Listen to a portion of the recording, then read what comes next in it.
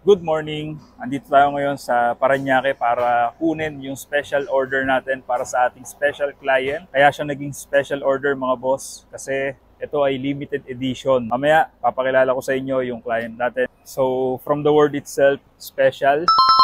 Ito lang naman mga boss, yung ating specialized na unit.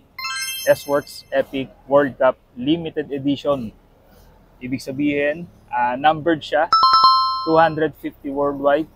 Isa tayo sa nakabili. Ito yung ating 50th year edition na S-Works Epic World Cup. Okay mga boss, andito na si Sir Patrick. Papakilala ko sa inyo. Ayun mga boss, Sir Patrick.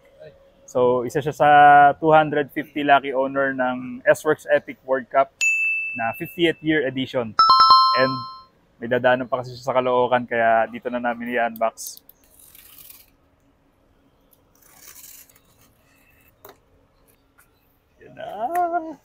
Ayan o. Oh, yun.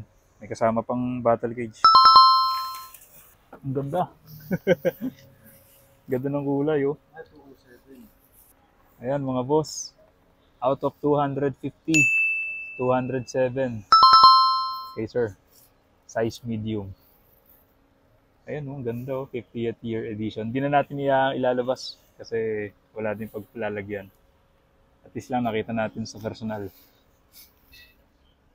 Ganda. Ito yan, ang itsura niyan, ito itsura niyan kapag ka nasa labas. Papakita ko na lang sa inyo sa video.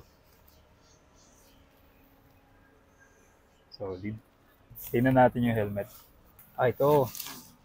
Nakapasok sa loob. Ayun, ang ganda. Sa kulay ng bike.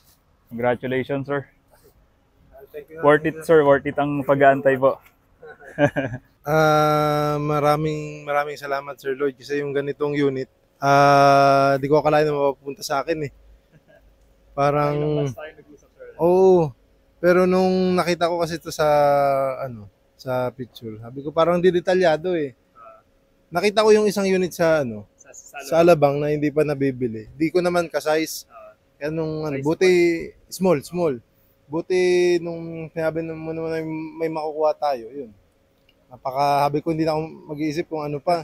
Kasi nung nakita ko yung detalye niya, sobrang okay na okay ako. Ito na talaga yung gusto ko. Ito si Sir Lloyd, sobrang trusted na seller to.